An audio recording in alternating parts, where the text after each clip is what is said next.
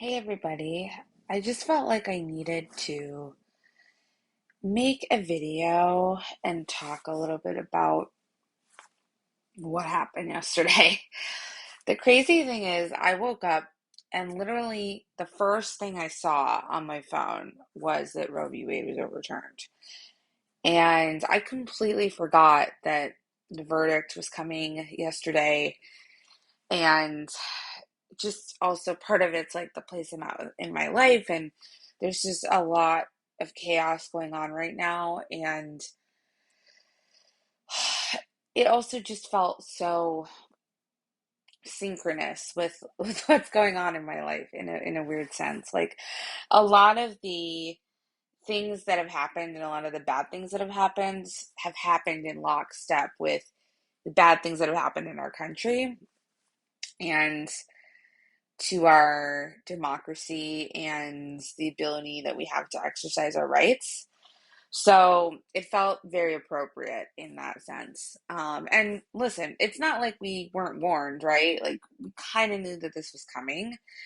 Um, but I think it was still very shell shocking and just the magnitude of this kind of decision and the far reaching consequences that it can have and is likely to have extend far beyond just abortion or reproductive health care. And that's because Roe established this right to privacy that undermines a lot of other Supreme Court cases, which I'm forgetting the names of these specific cases, but basically the cases that established the right to contraception, that established the right to same sex marriage, or basically to be able to marry someone regardless of their gender, etc. Also, interracial marriage as well, although um, part of the reason that there was a lot of discussion also about that specific point is that Clarence Thomas basically released his own singular opinion saying that they need to now review all of these cases that were established under this right to privacy and like right the wrongs, so to speak. But he didn't mention interracial marriage, which I think is Love versus Virginia, I believe, if I remember correctly, because he's in an interracial marriage. So, if it impacts him, of course he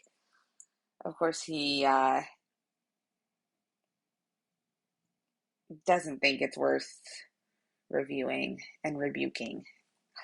So, there's just so much that could be said. There's so much that has been said. And I don't want to be redundant, and I also don't want to sit here and be self-aggrandizing or wallowing in this kind of pity. And this is someone who I'm highly emotionally in tuned. I really value and think that emotional imprints are important, and psychoeducation and psychology is a really big part of who I am and even how I approach politics. I'm actually studying to get a master's degree in political psychology. So I think that intersection is really important and often overlooked. But I think I see and will continue to see the stages of grief sort of play out in the macrosphere of the political arena around this. And I think that that's something we've started to see yesterday. I think it's going to continue to be seen. And with the five stages of grief, you have to fully work through each phase to not go back to it, because you can go through the various phases and then sort of backslide if you didn't fully work through what's there. So it can take a long time and be a very long and arduous process. So I'm not even sure if this is something that will happen in even like a couple years. I think it might take maybe even a decade to like fully um, work through it, especially if there's no other solutions presented as far as establishing the right to an abortion and on a federal level, I should say. But with that being said, I also see a lot of trauma responses, and I think all of it is valid and all of it deserves space and recognition.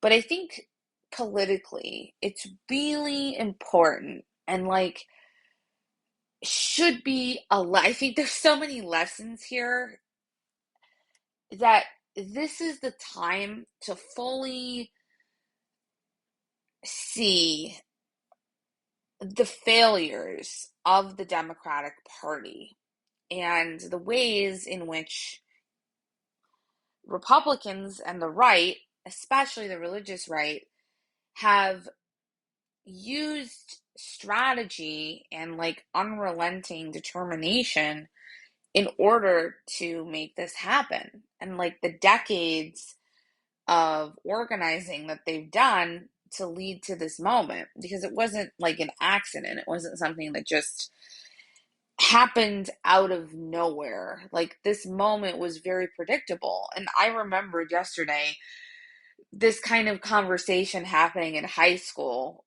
which I'm 27. So yeah, it was probably like 11 or 12 years ago that this happened.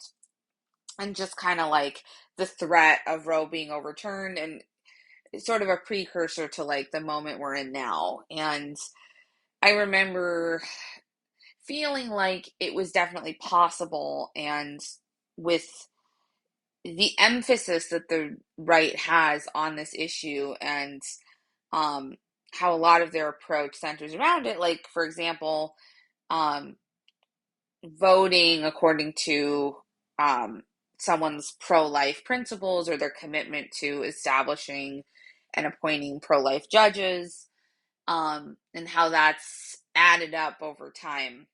Um, I remember seeing that happen and clearly seeing the progress that they were making, but it just kind of feeling dystopian in even conceptualizing or conceiving, no pun intended, a world that was post Roe. You think just even saying it now, even though it's true and we're here, feels surreal. It does. And it does. It feels almost dystopian. Like this can't possibly be reality, but it is reality. And I think that kind of feeling for me personally is something I'm very familiar with, like just in my personal life. And I've gone through a lot of experiences and challenges where I've had that feeling and things have just seemed impossible, but yet they were happening. And even recently, I'm in a fucking hotel room right now because a little less than a month ago, there was a fire in my apartment building that extended basically to pretty much, yeah, all the apartments in my apartment included. And I wasn't there, but I went home that night and there were fire trucks. There was everyone evacuated outside. I like walked into total chaos, and I remember thinking like this can't be real. Like it felt that same emotional resonance of dystopianism and it just feeling impossible that this was reality, but it was. It was reality. And that kind of mindfuck really can be jarring and take its toll. I think it's very difficult to disconnect yourself from whatever it is that's causing that and just kind of like live normal life and not always be in that. And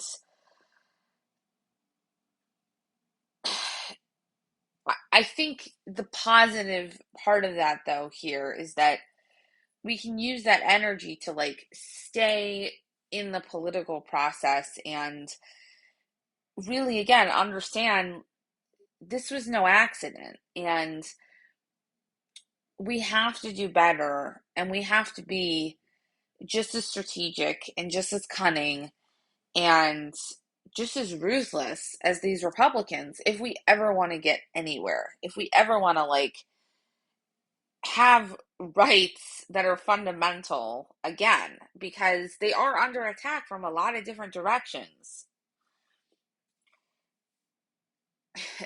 Fascism is very possible and is a very real and looming threat right now. And even just saying that in the United States of America, it seems impossible, right? I get that same feeling of dystopianism that I did with my own personal fire, that I did with Roe being overturned.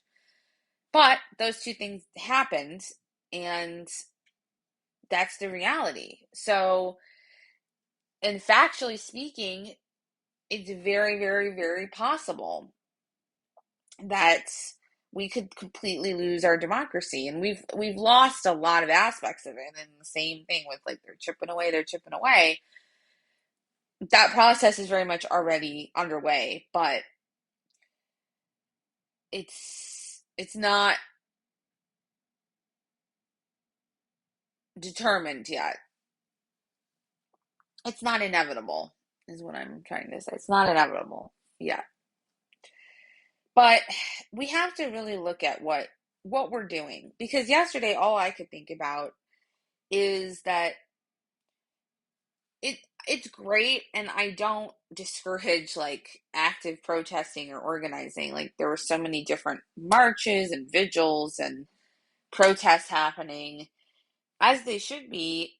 And I think a lot of people have this instinct to like gather together in grief, almost kind of like a funeral, or and this is a very cross-cultural kind of phenomenon, and it's a very natural like human instinct to do things like that. And I don't think that those things shouldn't be happening. The problem is a lot of times I think they happen, and then that energy is never taken elsewhere. Like there's no follow-up to that moment.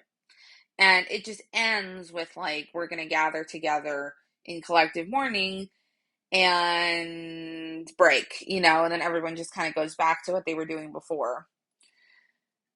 And that doesn't work, clearly. And it's also just, it's not really a strategy. I think of that more as um like political psychology in the relational sense, which is important and has a place, but it's not the same thing as political organizing and strategy work. It's not the same thing. And I think a lot of people are confusing like movement politics with relational politics and experience. And it's not the same, or even collective experience, right? Because these things can happen on a macro or a micro level. All I could think about is that, even with this devastation of Roe being overturned, we could codify the right to an abortion and establish a federal law that guarantees women and other people in this country the fundamental right to their reproductive health if we abolish the filibuster. There's already a bill, and I don't remember the name of it, but basically that does that codifies Roe into federal law. It's already passed the House, and it presumably would pass the Senate, except the fact that we don't have the ability to call a vote because of the filibuster, because we're not going to get to the 60 vote threshold in order to call a vote, right? So what's the problem there? Well, the problem is there's two individuals who do not support abolishing the filibuster, even, an exception to the filibuster that's carved out as they tried to do previously, and that's Manchin and that's Sinema. We've got two individuals, guys, two people, even less. People talk about the six people on the Supreme Court who are responsible for this verdict, and not that that's necessarily like better, but we're even talking about less than that. We're talking about two people who are standing in between establishing fundamental rights and not. Two people.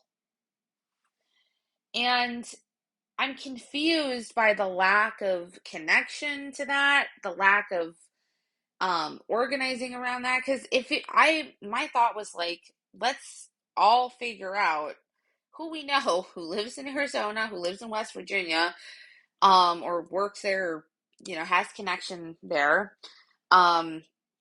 Let's call up all their donors, and try to pressure them to force the issue. Many companies, as much as I hate even like using that as a pawn, but many companies are coming out in support of abortion rights and are saying they're going to fund travel to other states and things like that. Well, let's find, the connections of who, in these different private companies and firms are actually funding these candidates, and like, force their hand. There's got to be somebody, right? Let's organize sit-ins in their offices or outside their offices. Let's make their lives such a living hell if they're not going to do the right thing, that at the very least it's going to create the conditions of pressure that will make it much more likely that they're going to change their mind. Because that to me is the path forward. And even on the other side, okay, let's start figuring out who we're going to primary against these folks. Because if they're not going to do it, they're certainly not staying in the United States Senate. There is no place for them in any political institute. There's no place for them in our party. We have to get them out if they're not going to do what they were elected to do, what their constituents entrusted them to do.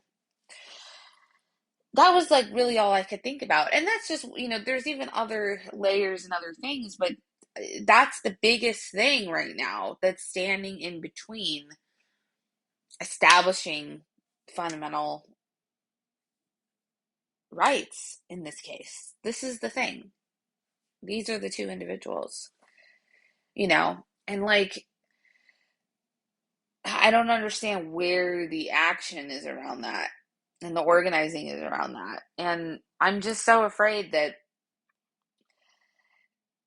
we're going to continue this process of collective mourning, but it's not really going to result in anything tangible as far as strategy. And that's, the modern Democratic Party for you. This is why we've kind of lost our way. I mean, no, completely lost our way. But I've gone on for 18 minutes, so I'll cap it here, but we've got to be much more forthcoming and unapologetic and aggressive if we're not going to fall completely to fascism in this country. That's what it comes down to.